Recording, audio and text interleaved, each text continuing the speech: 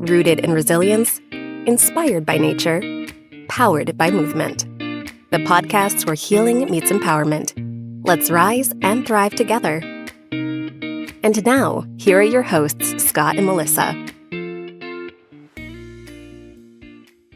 Hey, everybody. We just wanted to pop in and let you know about our Sedona Soul Retreat coming up in June of 2026, June 2nd through the 6th in Sedona, Arizona, where we're going to have it at. The Briar Patch.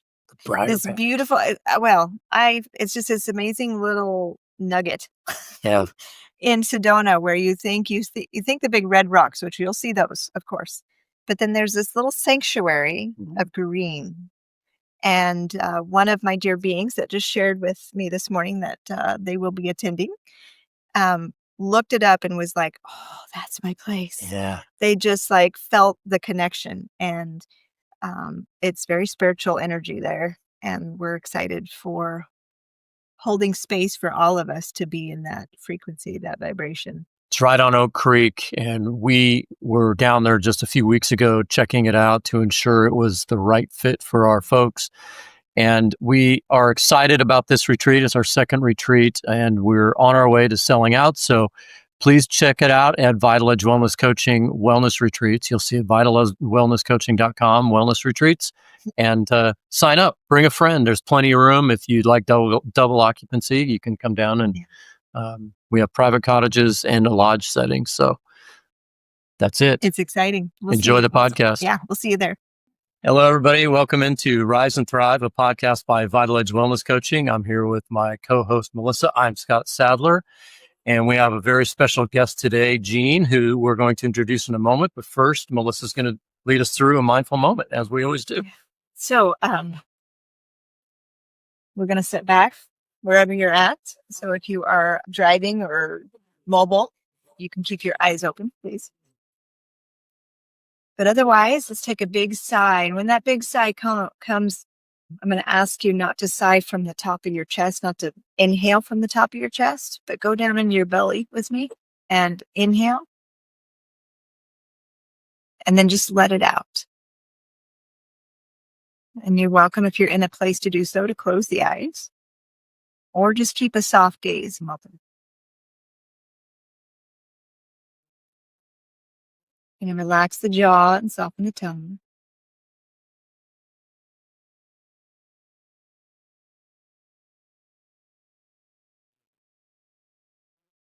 I want to bring a simple awareness today, in this moment.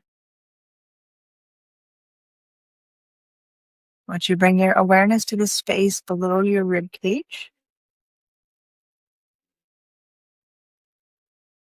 And notice whatever sensation of movement is there as you breathe in and out.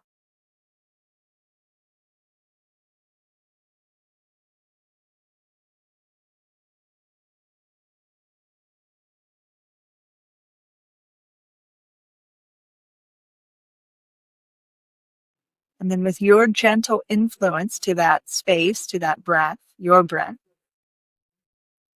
feel and sense the breath moving out from that space in all directions. The front, the sides, the back, up to the crown of the head and down to the soles of the feet.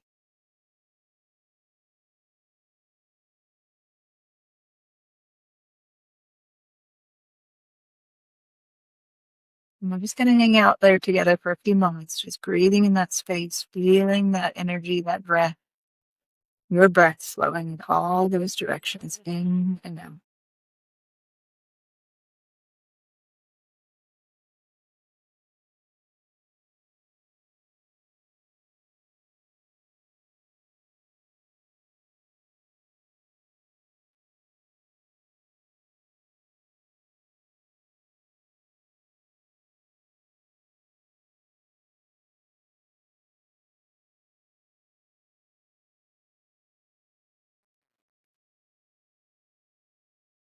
And some of you may connect to know that the space is the solar plexus, associated with the color of yellow.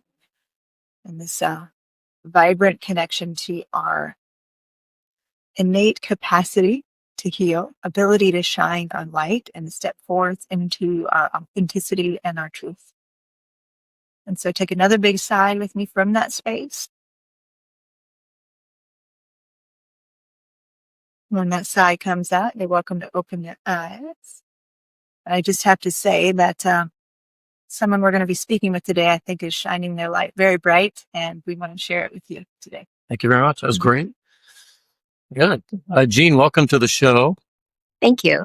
Yeah, glad to have you here. Jean is a people experience innovator, and she has been at the heart of Compass Senior Living's culture journey, serving as both leader and protector of the True North culture and Warm Welcome Initiative. And I love that Warm Welcome Initiative concept with over 3 decades of experience spanning both not-for-profit and for-profit healthcare organizations. And she brings a depth of wisdom and steadfast commitment to enhancing the experience of elders, families, and team members alike. Jean is a passionate advocate for power of caring, championing the belief that caring is what makes us human, which is such a great fit for Vital Edge Wellness Coaching in our podcast. She is a certified Eden alternative educator and has a validation practitioner.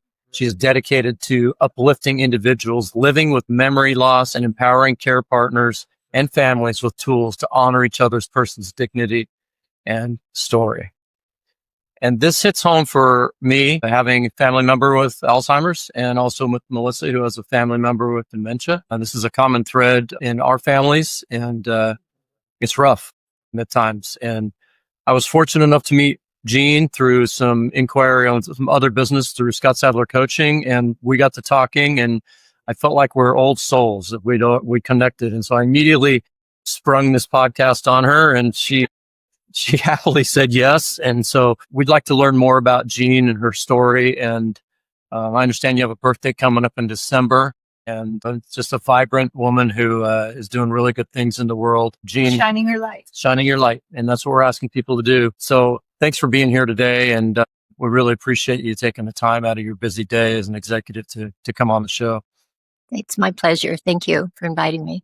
Yeah. Jean, tell us a little bit about your life story. And, I know that's like, oh my gosh, it's 3 hours, but give us some highlights about how you came to this place of passion around aging population and your journey and how you kind of landed where you are as this amazing people innovator with Compass. Yeah. So, my son actually was a nursing home administrator in the early 1990s when he got out of the U of O, thought he was going to be an Olympic athlete, I think, but he ended up being a nursing home administrator at age 26. And at that time, there was no assisted living in the country, but he partnered with group of people to start building assisted livings in Oregon. Assisted living started in Oregon. So, and they would build it and it would come. And one day I was working at Sacred Heart Hospital in Eugene. And one day my son called me because by that time I had worked at Sacred Heart, and then I moved to Nevada to work at a hospital here. But he called me and he said, "Mom, you need to come back to Oregon." It's like, I'm not doing anything wrong. Honestly, I'm not. And he said, "You're going to be a grandmother." So my first grandson was born, and he invited me into senior housing to work with them. I knew nothing about senior housing, older people. I didn't know anything about it, but he actually started his own company. He left the one he was in, started his own company in 2002. And that's when he brought me in to work with him, even though I knew nothing. He said Napoleon Hill said there's a good woman behind every man. And he said I was that woman. Nice, that's sweet. So I knew nothing about this. And one day I was going to work and there was an NPR broadcast on. But you've probably done this. You stop your car and you just listen. That's what I did. And it was Dr. Bill Thomas, who's the founder of the Eden Alternative. And he was talking about what he had learned and done some study on as a young doctor, graduate from Harvard. He was asked to be a director in a nursing home. And he went there and he just sat for 2 or 3 days and just watched. And he realized that elder people are dying not because of physical illness, but they were dying from loneliness, helplessness, and boredom. And so he took those concepts and he actually applied the antidote to those things in another nursing home and really got in New York, really got accolades for what he had done. And he did that, I think it was the early 90s, but it was about 2002 when I heard him. So I told Dennis, I want to learn more. So I took a class, of course, a 3-day course on that to learn about it. And later I asked to go to New York and learn directly from Dr. Bill Thomas and become certified, which I did. So that was my first intro into it, and learning and recognizing that our elders, they were dying of loneliness, helplessness, and boredom, and there had to be an antidote to that. And so I learned from him that the antidote for loneliness, of course, is connection. And he found elders were not having connection. The antidote for, I have to get a drink. You go right ahead. The antidote for helplessness is allowing them the opportunity to not only receive care, but to give care. That's really important. We've really been working with that with our team members because this started the whole concept of person-directed care. But over the years, I realized that what we do, we want to take care of people, but we're not allowing them to reciprocate that. And that's where we gain our joy in caregiving. And the antidote to boredom is spontaneity. So we may be caring for people, but we can get up and dance with them at any time, or play a game with them, or have some spontaneous moments for them. So for a few years, I've trained hundreds of people on the person-directed care model, which is Eden Alternative. Then one day in Eugene, Oregon, the state called us and said, there is a building here that we're taking it away from the owner because there's abuse happening from the people that own it. And would you be willing to take on this building? And again, I did not. I'm still kind of a baby in learning about how to do things with people that are living in nursing homes or in assisted livings like we had. So what was happening? This was owned by a person from another country, and he had put barbed wire around the outside so that people could get out. And he had taken people that were homeless off the streets and had some mental illness there as well as dementia. So I called, and it was only 19 units. It was a small building. So I called a friend I knew down in Roseburg that was an assistant administrator. And I said, would you like to be an administrator? Could you come up? I'm going at 6:00 tonight to visit. And so she drove up and we went to the building to see if we wanted it. So we opened the door and walked in, and the first thing we felt was just urine and horrible smells and people yelling and crying. It was a little lady sitting by the front door, and she had a little pill holder on the table, and the pills were on the floor. And Tammy was the woman I brought up. She picked it up, kind of fixed it. We were looking, we couldn't find any team members in the building. So we stepped outside, and there were some team members that were having a smoke, and they saw us and they said, oh, are you the ones that are going to take over the building? And I said, no, we don't know. We don't know. And one of them said, well, if you do, we have one person there in the building that you need to get rid of because she digs in the garbage. She's pooping everywhere. You just got to get rid of her. So Tammy and I took a big breath. We actually were holding hands walking through the building, walking back, and we saw a little woman walking toward us, and she was like going, whoa, whoa, whoa, whoa. And she was like, her hair was bad. Her fingernails were black, covered with feces, and it was horrible. When she started coming toward us, and then other people were yelling like, shut up, shut up. It was horrifying, absolutely horrifying. So, but Tammy and I walked outside, and I couldn't even look at her. I said, Tammy, I'm so sorry that I even suggested you coming. I know this isn't for you. Tammy is a little, like 5 foot tall woman. And I looked at her, and she was crying, and she said, no, they need me. I want to do this. They need me.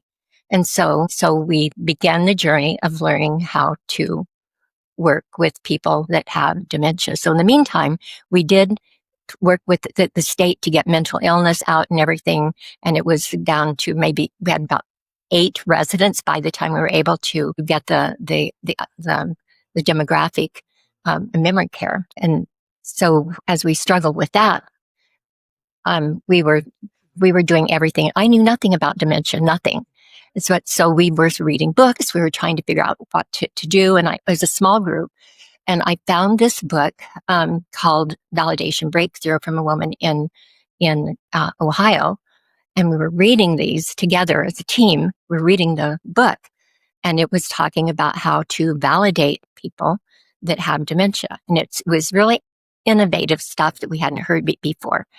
And so we were all excited. We were trying to use it by using the book. And then one day we got a phone call. The front desk answered the phone, and it was a man that said, I've been calling around trying to find a community with memory care that my mom could come to and do some filming there. And she said, well, who's your mom? And he said, it's Naomi File. And that was a book that we had been reading. So she didn't ask me or anyone. She said, yes, yes, yes. So we're so excited. Yeah. And so Naomi was in Ohio, but her son was a professor at the University of Oregon and lived in Eugene. So she came and worked with us for 6 months. Wow. Filming. When she walked in, I was like, it's like she's a rock star. And so when I started saying, oh my gosh, she talked to her husband was the one filming. And she said, have a seat over here, Jean, because I think we're about to make a commercial. That's cool. So for 6 months, we worked with her. And from her, I learned so much. That little woman that I talked about, when Tammy went back in the community, she gravitated to her. She hugged her. She touched her and took her in, with some team, took her into the shower and held her face. And she was still going, woo, and showered her and bathed her for every day for 20 days. She did that. We also analyzed her medications, and she was on all psychotropic medications. She didn't need all that. She had no dentures or teeth, so they were not even feeding her. They were giving her Ensure, which, makes you go to the bathroom all the time. So at the end of 20 days, she was down to 2 medications, and one was thyroid med, and one was some other med, but not on any psychotropic meds. It made her worse. So through this, we learned the power of touch. We were able to, over the 6 months, even though she could not talk, we were able to have at her. She was there for 3 years after that. And she was able at the end to say, I love you. It was like, I love you. That's about all she could say. But what we learned is that music was something that really could inspire her. So when Naomi taught us to mirror, so she would be walking and doing this. So we walked next to her and then she would look at us. And so we made a connection.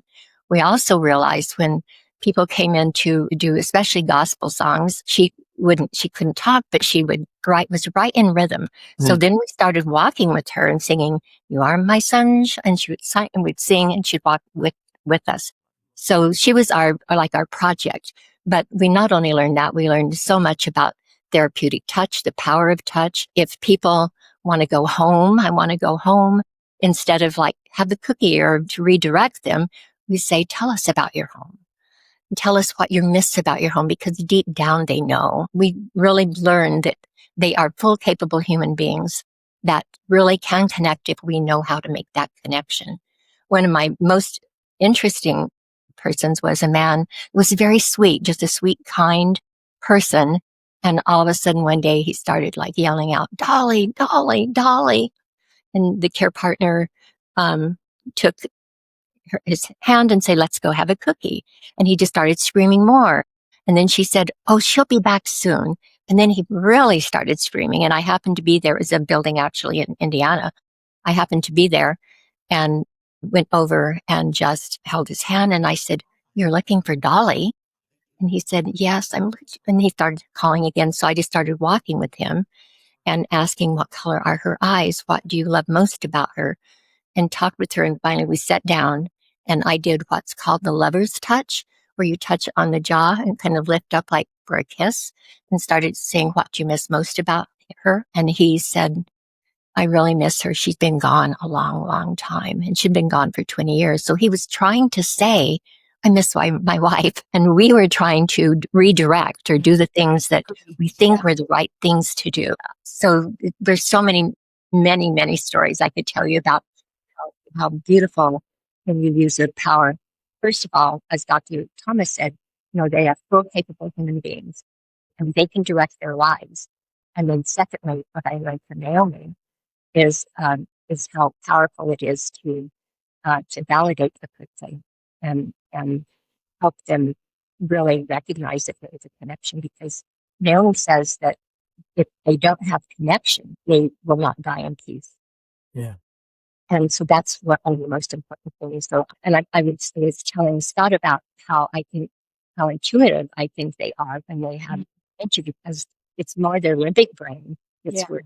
It's not their thinking brain. So they're so intuitive to us and to our touch and to our times that we're with them. They know that we love them, and I believe them if there's somebody they don't like. I know that because they know better than us. So I had the opportunity with Naomi to go to Zurich, Switzerland. There was an international gathering in Europe. She's very popular. So I went as the American person who was there. And that was amazing. She took me into a German nursing home where I didn't speak German and had me validate someone without even knowing how to speak. And I was able to make that connection. So it's been just a beautiful, beautiful journey. I just love what I've learned from both of them. And there's a lot of other really great people out there that do dementia training, but for me, these two, which are not well known actually in the industry, people don't talk about them a lot, really makes me recognize how not only our connection with them, but what they can do for us to make us better human beings as well. That's why we don't call our team members caregivers; we call them care partners, because it's a reciprocal thing.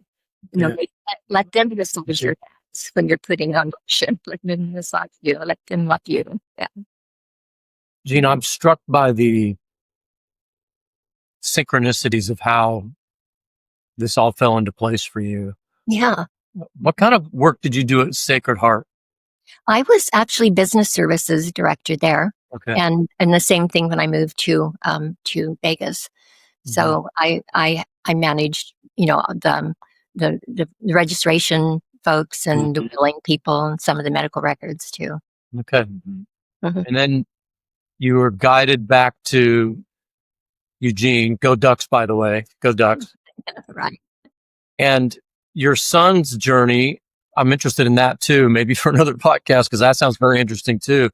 Going from, becoming an athlete to, building senior living in the right way. Our conversation, I got all excited with Jean because she was talking about the things that I aspire my corporate clients to become, which is this true north mentality, which is we're going to build this company on our values, and we're going to live those values. And it's rare, so rare that you're doing this. And then on top of it, you've got this amazing synchronistic training that you heard about on NPR and Stop the Car. And then the Naomi finds you and comes. I just find all of this like completely guided. Yeah. And I guess it's a statement more than a question. I'm sure you feel the same way, but I'm really struck by how it was the destined journey here for you, for the people you serve, for the people who are your partners, your care partners. It's just an amazing example of what can happen if we're listening to our inner self and we're following the path and not second guessing. You had a lot of opportunity to say, I don't know anything about that, and you probably should find someone else, and you just stayed with it. Mm-hmm. So many people have benefited from it, including yourself. I have a daughter that lives in New York that is an early childhood educator and has written a book, Illuminating Care. And we've been talking for 20 years as she's been writing that book, how much that it's not only care for elders, it's care for the world. Mm-hmm. We feel like if you illuminate care, that it could be what changes the world, which we hope will happen someday. But so I've gone with her to her conferences. She was just in one in Canada. So she goes to keynotes and talks about her book and has a big following. But it's very similar. It's that children are full, capable human beings and validating them, and that the genesis of care begins there. And then how the arc of life, it's been really a beautiful journey with her too. And so we've had a lot of talk about it with Dennis. I think what called him to this work, I think he thought it was just going to be a one-time job there, but what really impacted him were the care partners, because they're entry-level people. And he recognized early on that if we care for them, they will care for the elders. So that's why we make sure that we have these core values and that we, of goodness, loyalty, faith, and fun, we have them and we live by them, because that's the first step there, to make sure that the caregivers feel safe, that they feel like they belong, that they feel like they're making a difference, and they are. So we have good insurance for them. We really take care of them, because if we do, they will take care of the elders. So, and really in this climate right now, staffing is really hard for us. So sometimes we talk about how it's more important to recruit team members that will stay than it is to try to fill the building with elders. That's important too, but we really need those. So I think that's why his heart has stayed in this business ever since he was 26 years old. Well, and your beautiful ability to bring this together and empower those partners to feel equipped to be able to be with those and be present with those struggling. And as Scott shared, we both have family members, and I'm watching my parents as we just recently moved them into assisted living, and we're navigating having moved my parents from their house now into a little box. Yeah. And they're living the same way. So when I do walk in there, overall a quiet atmosphere. There's a little hustle and bustle in the kitchen area, in the dining room, because I usually go around dinner time. Sometimes I pop in before dinner, around that hour window. But when I walk down the halls, it's just quiet. Everybody's in their rooms. And I know part of that is, and then I hear from others about different places, and I'm like, oh, I want to get my parents involved in playing a game and social, and they weren't social before, so it's a stretch for them. So they're still kind of getting, as my mom said Monday night, she's like, I'm still getting used to this place. I'm still getting used to what's here and what she can do and not do, and how she's still primarily the caregiver for my dad. Right. So I just appreciate the synchronicity of Scott meeting you and sharing, because you're already helping me in how I responded to my parents when I went to visit. And my dad is very much in the throes of dementia right now. So being able to navigate that. And so I just appreciate you and what you're doing and what your son and everything that you're building. I want to get the message out there. That's part of why I was like so glad Scott had the podcast. We want to share. We want to help people realize, because you're right. Not a lot is known. I'm handling my parents' medical stuff, and we even had a medical provider say that their whole medical system, they said, we don't do dementia well. Wow. And so that's not very confident, inspiring. So I'm trying to navigate what that looks like and trying to make it as easy for my parents, but I want them to have quality of life, not just put in a little box and survive, So I appreciate you, and I want to hear more about how you are bringing this energy to your life. And as Scott shared, your birthday's coming up, and you shared with us. I want to emulate your path of staying young and vibrant and alive and embracing the aging process and, living as well as we can to support our bodies to thrive, so that we can help ourselves if we get to that stage of having those different conditions, or help others more, because we're seeing more and more. I work with nutritional therapy and all that, and I'm seeing more and more people. It's the family members of dementia and Alzheimer's is just very common now. It's just, Our podcast was kind of born from that perspective of holistic care for yourself, body movement, mindfulness, nutrition, getting yourself coached in the areas where you need to improve, not just ignore them. Yeah, being in nature, all of these things. And so that's another component that I was impressed with you about, that we connected on when we met, was, you're out hiking red rocks at 80 years old, and you're traveling places and doing things. And you're a model for me. You're a model for a lot of people, I'm sure, that it can't always be. I know there's underlying conditions, of course, but what do you do what have you done, or what do you continue to do to just show up like this every day and be that spunky, energetic self?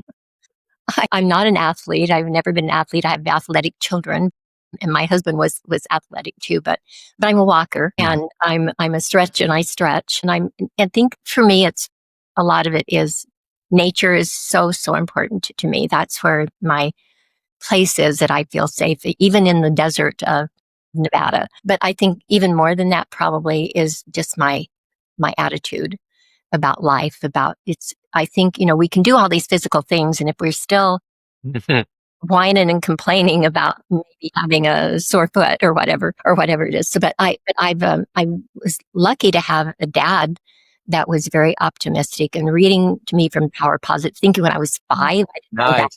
Yeah, it was and Hemingway, and he's reading to me when I'm little, and I grow up, and I thought my dad was saying that, but someone wrote that a long time. But he told, so there was always, he told me I could do anything I want. I'm the oldest of 6 children. And so I knew that and to encourage during hard times. Once we were having a hard time as a kid, and he said, "Oh, let's go dig some dandelions and tell people we're so poor that we had dandelions and how we got through it." And it's like, little would he know that today in Whole Foods, it cost a little bit for dandelions. Yeah. But that type of thing is, hard things happen. And of course, it doesn't feel good, but it's what you learn from going through it. And I think that's probably my dad's, and I was the first child, so I got more of that than my siblings did from him. But I think that having that positive attitude, even when things get tough, and they do, life is not easy to just go through, to get through. It doesn't feel good when you're going through it, but in reflection, it's like, okay, I can do this. I know. I was going to say, it was coming up for me that I was waiting for you to say that it was your inner way of being, your state that has kept your body healthy. And it's, again, but that's where our power lies, is the way we perceive the world, what lens we look through. And we have such influence on the chemistry in here. Just like you said, we can go around being native and being, I just saw a little snippet, Dick Van Dyke's going to be turning on, and his was almost that exact thing, was he doesn't ever had hate in him. He never had that anger. He said, was disapproving of certain behaviors or certain people, but he said, I never have had that intense hate. And he really attributes, because he said, I'm pretty lazy, even though he danced quite a bit in his career. But I just want to share that I think that's a really golden nugget right there that we're talking about today, is our power is lying within us to determine there's factors. I want to not help, have anybody feel like, oh, well, I have this, or I'm just talking about, we have that potential to support ourselves, to thrive as best as we can. It's true. I never really thought about it that way, but that is true. If you have that in you, that has to have some physical impact on you, or emotional or mental impact, just by having that. But how do people, how can they get there if they're not there? Yeah. I don't know. Well, that's the work Scott and I do a lot of with people. I mean, this is exactly what I spend a lot of my sessions with people, like helping them to, reframe. One of my individuals this morning had an awakening yesterday when she realized she was hasn't acknowledged a certain component in her life for decades, and it's been festering inside. And we were able to align it, name it, notice it, and become aware of it yesterday. And I watched her in her session today, a lightness in her body, an ability to move that I've never seen before in her. And it's an incredible, when you start to really connect with our power on the inside, you have the ability to change the chemistry.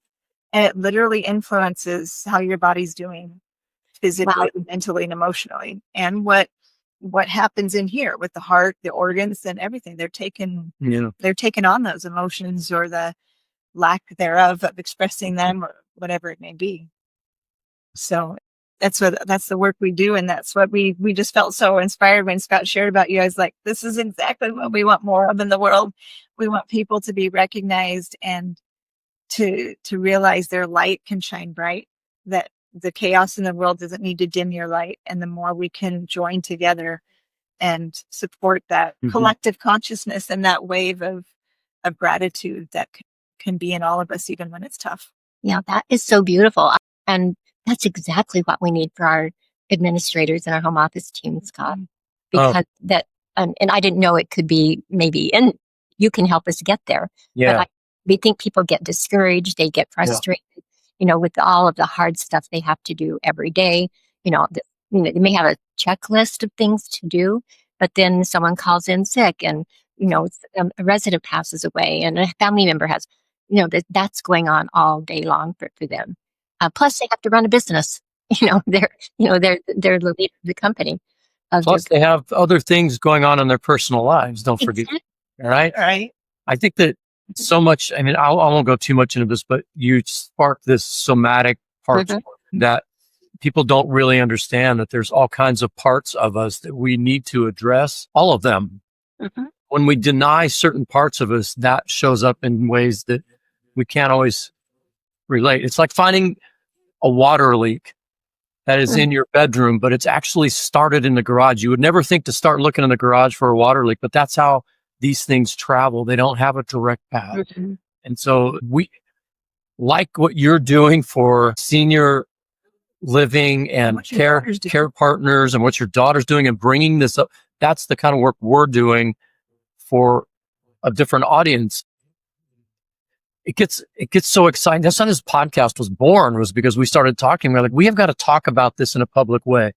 Who knows how big we'll get, right? We have a fair amount of followers and we have a lot of downloads happening, but we have to talk about it. And I love that you're talking about it. And that's how you and I kicked off, was talking about it. So I've made some notes of some reading and some podcasts that I'm looking at based on what you've described. And I know Melissa's already taken in some really great ideas for helping with our journey, with the dementia pathway. And I just want to applaud you again for I just want to get you and your son and your whole team and all the different assisted living places, because like you said, you walked in and they don't know how to interact and how to, and I would love to support you in any way we can to spread that model, because I'm living and breathing it every week when I walk into this building.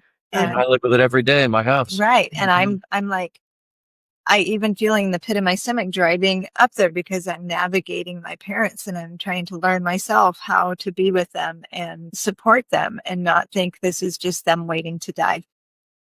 Yeah, right. And I don't like that feeling. And my siblings, we want to try to help them, but we don't know. We're all a little bit in avoidance because it's uncomfortable. And so we, try to navigate and figure it out. You didn't know this was going to become a therapy session for you, did you? For us, when you're in a therapy, we didn't either.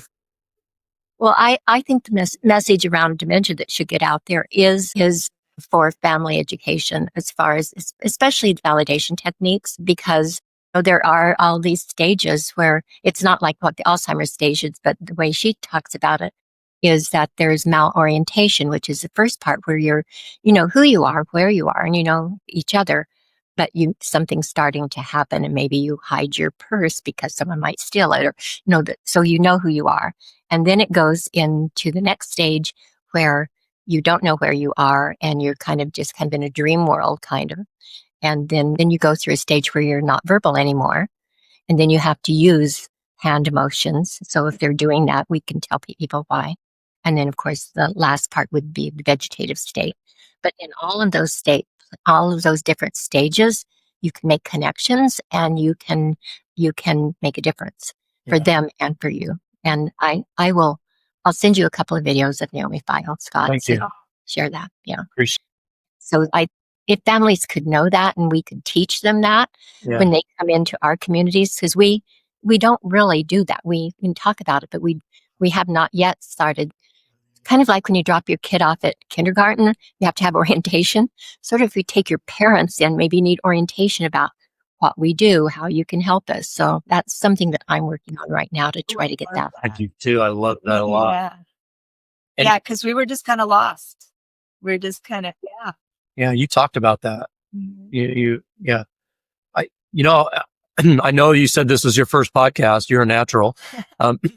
It'd be great for you to have a podcast. Maybe you and your daughter can do a podcast on these topics. I would love it. And I think it would, I think it would be great for your culture to have access to these in a podcast form. They don't have to be video necessarily, even just audible. So like a library of this information. It's there's a lot of potential here. You've got so much in you. I hear it. I hear it. Just all these beautiful,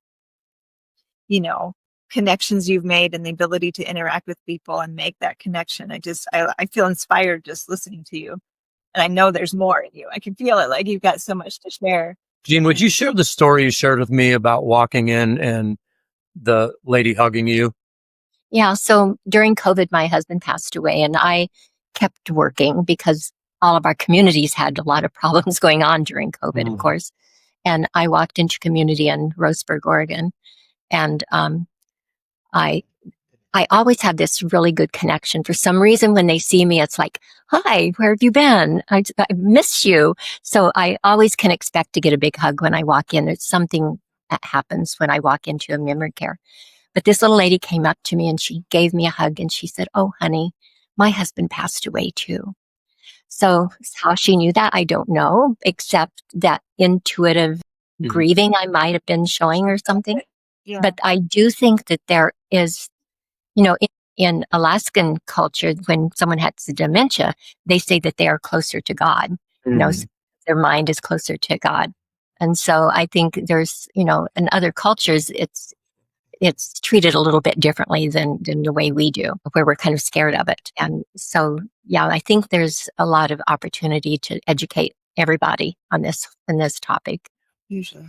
And how to solve problems. My daughter does lots of podcasts. She has a lot of them for early childhood. And during COVID, after my husband died, it was still during COVID. I went for 3 months to the Hudson Valley where she lives, and we did our little talks, like 2-minute talks. And they're actually out there. If you Google Carol Garboden Murray, they come up. They're just 2-minute talks about like the therapeutic touch and all of those types of things that you do with children and you do with older people. So we've done a little bit of that, but we haven't really pushed it out anywhere. Well, we'll be sure and connect those in our show notes. Yeah. Our amazing producer, Arvin, will put that on the show. So when I say we will put it in there, we don't do that.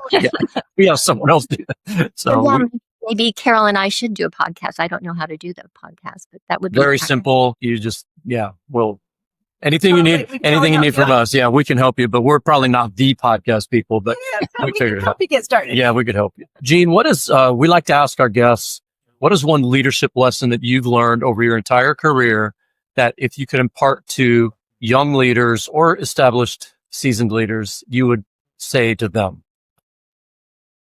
Well, when I worked at Sacred Heart Hospital, I reported to the CFO, and he had known me for when I was working in different levels, and I became then the director of business services. And he told me, he said, Jean, now you are a supervisor, you're a director, and you have lost the right to turn green and foam at the mouth. That was a hard thought. Stay calm in the storm.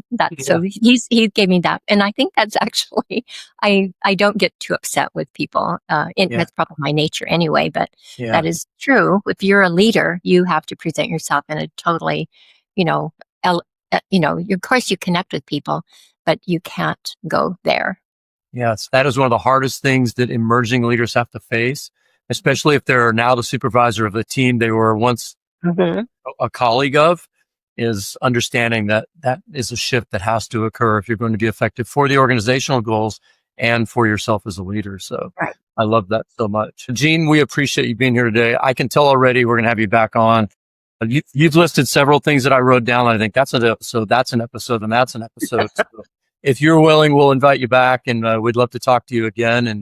And thank you so much for being here with us today. Yes. Thank and you. We're going You to do our take care. best to spread your Appreciate it. message. So Yeah, Okay.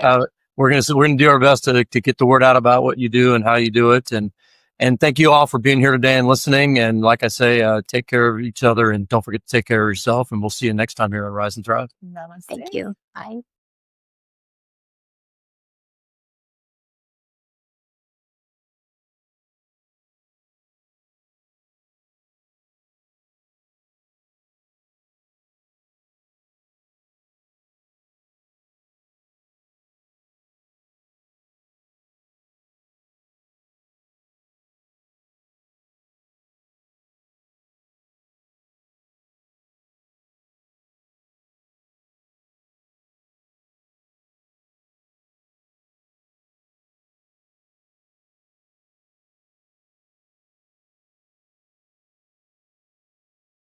Thanks for tuning in to Rise and Thrive, a podcast by Vital Age Wellness Coaching. If you found this episode meaningful, please rate, review, and share it with someone who might need it.